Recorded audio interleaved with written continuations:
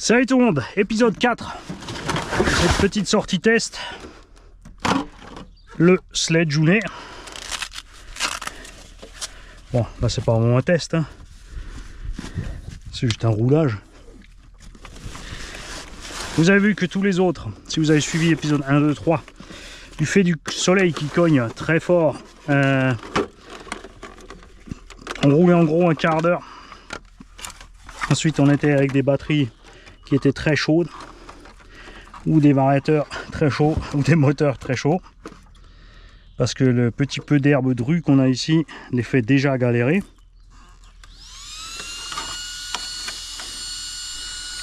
Si j'allume pas sur Sledge, il va rien se passer.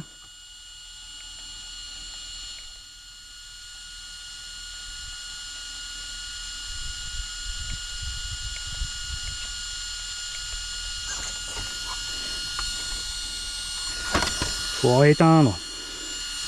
Ça a mis trop de temps.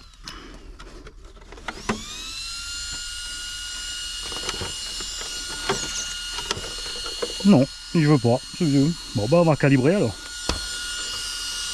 Ça tombe bien. Petit rattrapage de la méthode de calibrage chez Traxxas. Tu restes sur le bouton. T'attends qu'il soit rouge, tu lâches. Il clignote une fois, tu fais plein gaz et tu attends. Et nous avons un problème de gaz, non c'est bon. Ensuite tu fais le frein, ça clignote vert. Il fait son sapin de Noël et on est armé.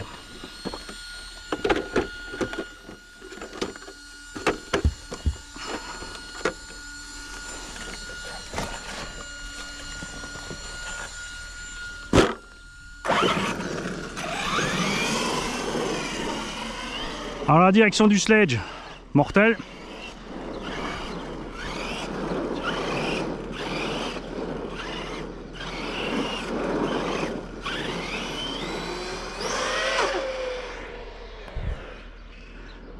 Setup puissance machin d'origine,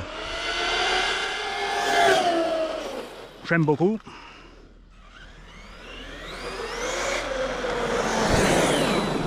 Les pneus sont bien moelleux, ça glisse bien dans les courbes. On n'aura pas trop de grippe là. Petit rappel, celui-ci a le châssis carbone RC by J qui sera présent au Val d'Argent. On a les tourelles ADU Racing tout comme sur le Kagama et les cales de train. Par contre, quand je les ai cherchés, ADU ne les faisait pas encore, donc j'ai pris les GPM en acier. Alors tout ce qu'on a économisé en poids sur le châssis, on l'a récupéré sur le reste. Les grosses tourelles et les grosses cales de train.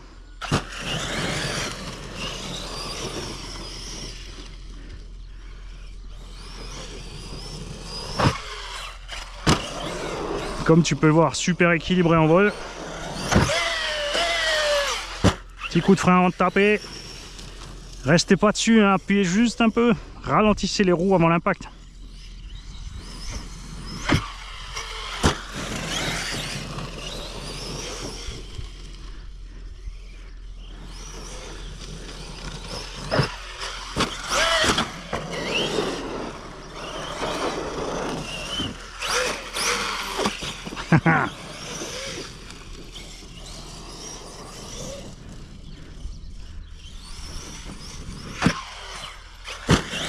Je vous ferai une petite vidéo entre le Sledge, le Kagama et le Kraton. Alors après Kraton c'est toujours compliqué parce qu'il y a deux versions.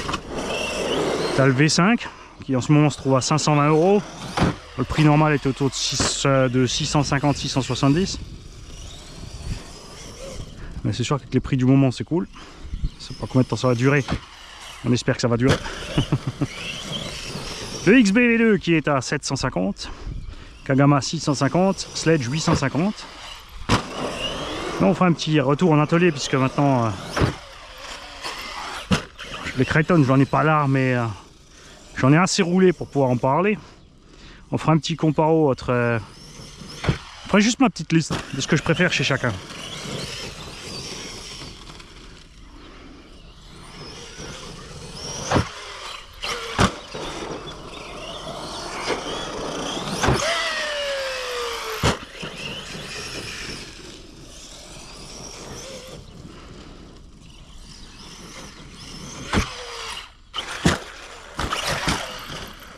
Dis donc, ouais, on a dit que tu volais bien et là tu me fais un traviole. Ouais, en même temps, t'as pris les pieds dans la rampe, papa. Merci. Ah, mais non, c'est ma faute en plus.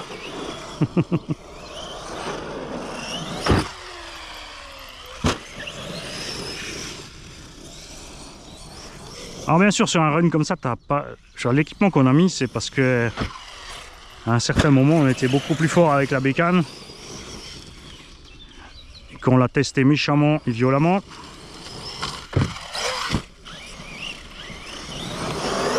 Et dans les conditions d'utilisation normales, il n'y a pas besoin de tout ça. Hein.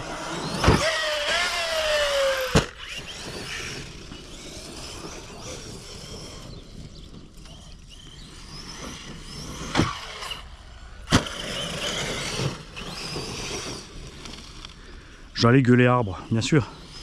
J'étais sûr d'être dedans.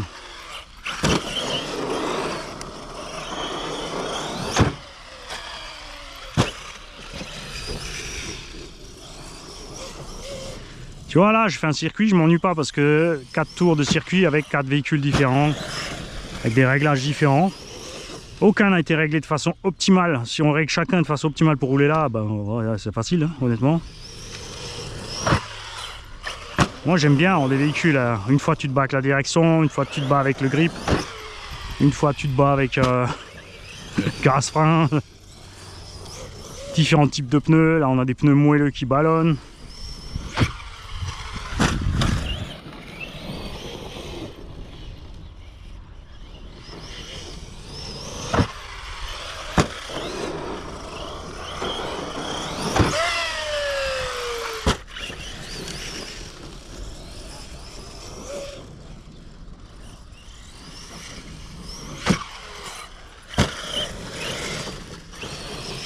J'allais refaire arbre.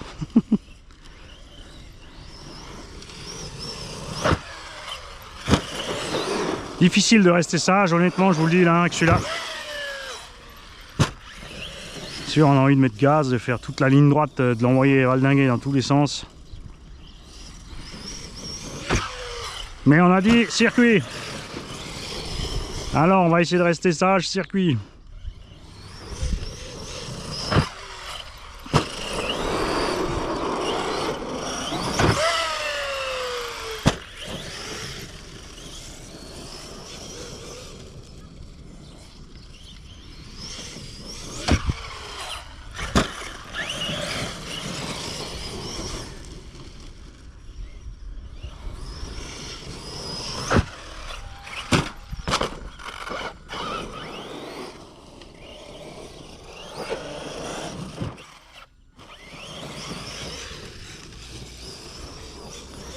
Trac ça, si seulement tu avais mis un cerveau plus rapide d'origine dessus. Et des mousses plus balèzes. Comme ça, on touche à rien, on branche, on roule.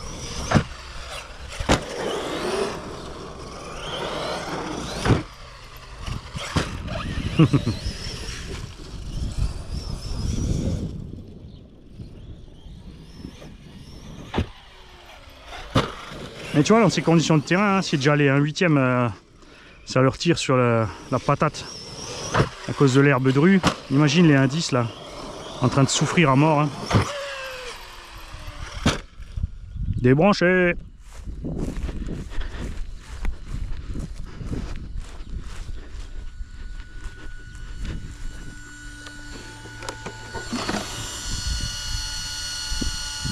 Même pas. Regarde, on a perdu le signal vario et direction.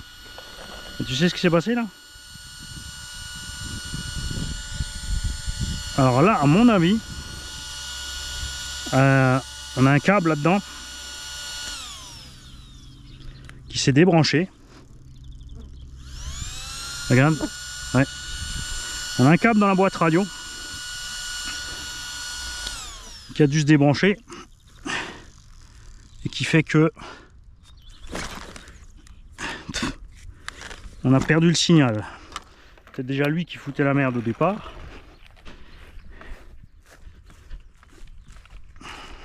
Alors, on va ouvrir ensemble la boîte radio. On va voir ça. Et sinon, Mani, il a mis une vis à travers un câble. quand il a remonté le châssis. Ah oui, c'est jamais exclu ça, hein. Pas une intervention mécanique, faut penser à ça.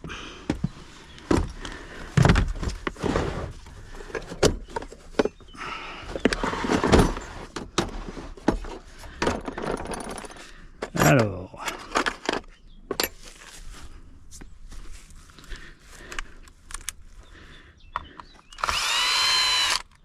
trop petit,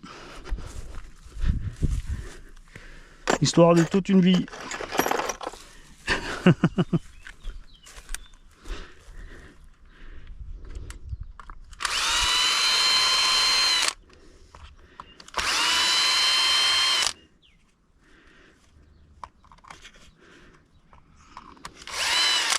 C'est sûrement aussi, il y a souvent ça qui arrive hein, sur ces moteurs là. Paniquez pas, c'est pas grave du tout. Les câbles qui sortent sont directement du bobinage. Chaque petit brin est verni. Donc il n'y a pas de contact avec les autres. C'est pas parce que c'est un petit peu apparent qu'il va se passer quelque chose de mal.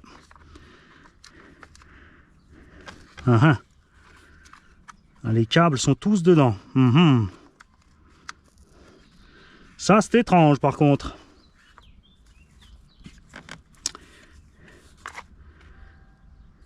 Donc maintenant on va enlever en dessous. Et on va voir s'il manie. Il a coincé un câble.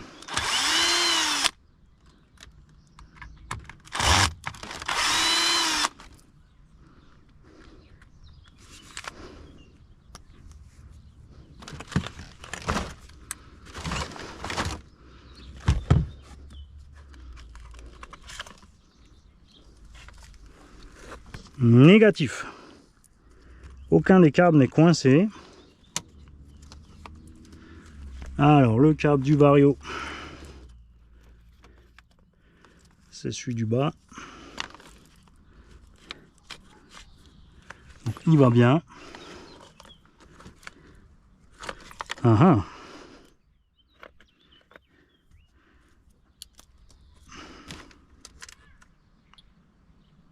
suis bien sur le sledge.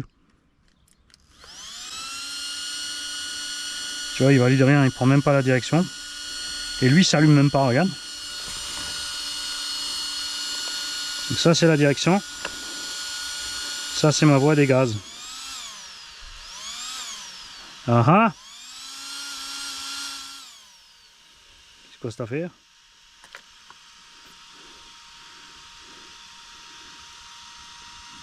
Tu as quelque part un connecteur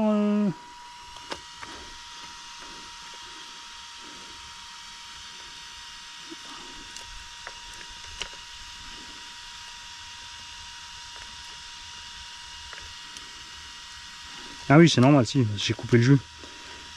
Alors, si le ventilomoteur marche, ça veut dire qu'on a bien du jus qui arrive au récepteur, regarde. Mais dans ce cas-là, nous avons un récepteur décédé. Alors, ce qu'on va essayer de faire, c'est un bind. Est-ce qu'un des câbles enfermés dans la boîte a pressé sur le bind? Ça, c'est la question. Rien du tout, aucune lumière au récepteur. C'est le récepteur qui a crevé. Voilà. C'est moche, hein? Ça, c'est pas fréquent non plus. Mais enfin, c'est quoi cette affaire?